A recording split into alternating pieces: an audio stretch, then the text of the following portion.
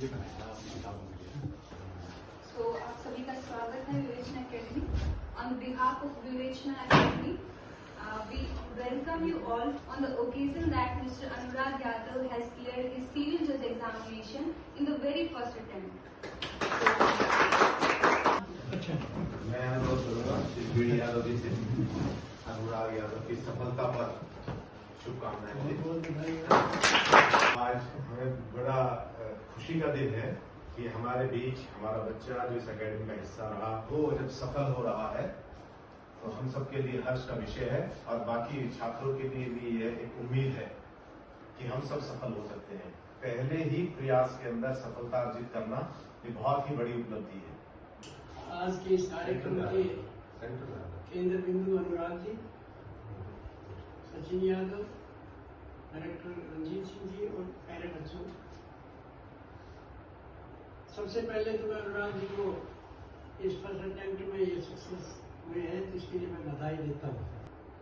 Heights by great man reached and kept पर not attained in a sudden flight but they while their companions slept were toiling upward in the night.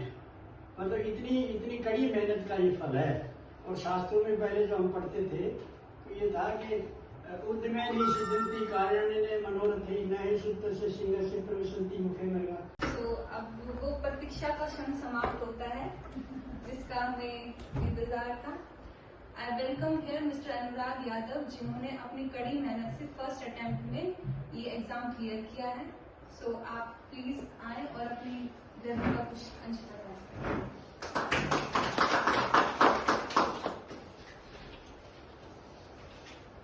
Shri BD Yadav sir, mister director sir, principal ma'am, जज Sachin Yadav sir, इन सबको मैं धन्यवाद देता हूँ कि इन्होंने मुझे मौका दिया. डायरेक्टर सर है वो भी इसी फील्ड से हैं तो अच्छी बात मेरे को ये मिली कि मुझे गाइडेंस कॉन्स्टेंटली मिलती रही कि कैसे करना है, कैसे बढ़ना है, इस लो है क्या. ठीक है, तो मैंने सर से कांटेक्ट मेरा फर्स्ट डे से.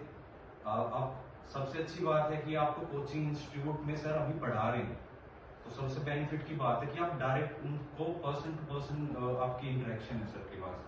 तो ये बहुत अच्छा आपके पास अपॉर्चुनिटी है. तो प्लीज इसको ग्रैब करिए और एम बना के अपना जो भी आपका टारगेट है उसको अचीव करिए. जुडिशरी की मैं बात कर देता हूँ तो जुडिशरी में सबको पता है 3 फेजेस होते हैं, प्रीलिम्स, मेंस एंड इंटरव्यू.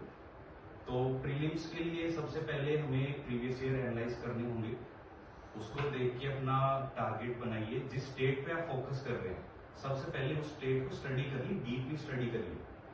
और फिर जो भी आपके नोट्स होंगे जो सर प्रोवाइड करते हैं यहाँ पर उनको थोरोली रिवाइज करिए. फर्स्ट स्टेज अब आपकी क्लियर होगी तो मेंस की जो सबसे मेन स्टेज है मेंस की आएगी. मेंस पे जो भी कोचिंग इंस्टीट्यूट के नोट्स होंगे एटलीस्ट जो मैं अपनी बता सकता हूँ मिनिमम मैंने 100 टाइम्स रिवाइज करे थे. तो आप भी ये टारगेट बनाइए, जब तक रिवाइज करिए जब तक आपको पता है कि मैं बिना नोट्स को देखे हुए मैं अटेम्प्ट कर सकता हूँ टाइम बाउंड मैनर में. तो ये चीज सबसे पहले करिए. आप नोट्स को कंसाइज करते रहिए. जैसे जैसे आप आगे बढ़ेंगे आप नोट्स को कंसाइज करते रहेंगे क्योंकि लास्ट डेज में क्या होता है आपके पास 2 डेज होते हैं और मेंस चलते हैं 3 डेज. तो आप इतने बड़े नोट्स को एक दिन में रिवाइज नहीं कर सकते. तो मैंने अपने नोट्स को 3-4 पेजेस में कंसाइज कर लिया था और 1 आवर में मैं रिवाइज कर लेता सब नोट्स. मेंस की स्टेज आ गई. मेंस के बाद सबसे मेन स्टेज आती है इंटरव्यू स्टेज. अब आपकी नॉलेज टेस्ट हो चुकी है वहां. मुझे याद है मैं सर से काफी मॉक लिए मैंने सर से. सर ने हमेशा यही बोला कि आपकी नॉलेज टेस्ट हो चुकी है. अब आप ये मत सोचिए, आप पर्सनैलिटी पे काम करिए. आप जो बोल रहे हैं कॉन्फिडेंस शो करिए वहां पे.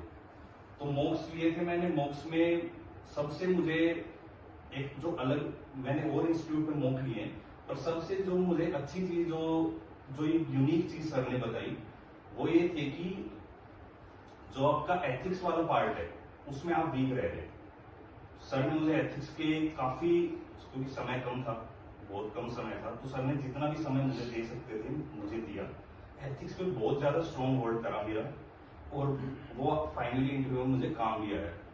इंटरव्यू पे भी आप अच्छी बात ये है कि आप पर्सन टू पर्सन इंटरेक्शन कर सकते हैं सर से. तो आप वो भी गाइडेंस ले सकते हैं क्योंकि इनको बहुत ज्यादा एक्सपीरियंस है, बहुत सालों से एक्सपीरियंस है. तो इंटरव्यू के टाइम ये आपकी स्ट्रेटेजी होगी और बस मैं आप सभी को शुभकामनाएं देना चाहूँगा कि आप हार्ड वर्क करिए और सक्सेस आपको बिल्कुल जरूर मिलेगी। Thank you.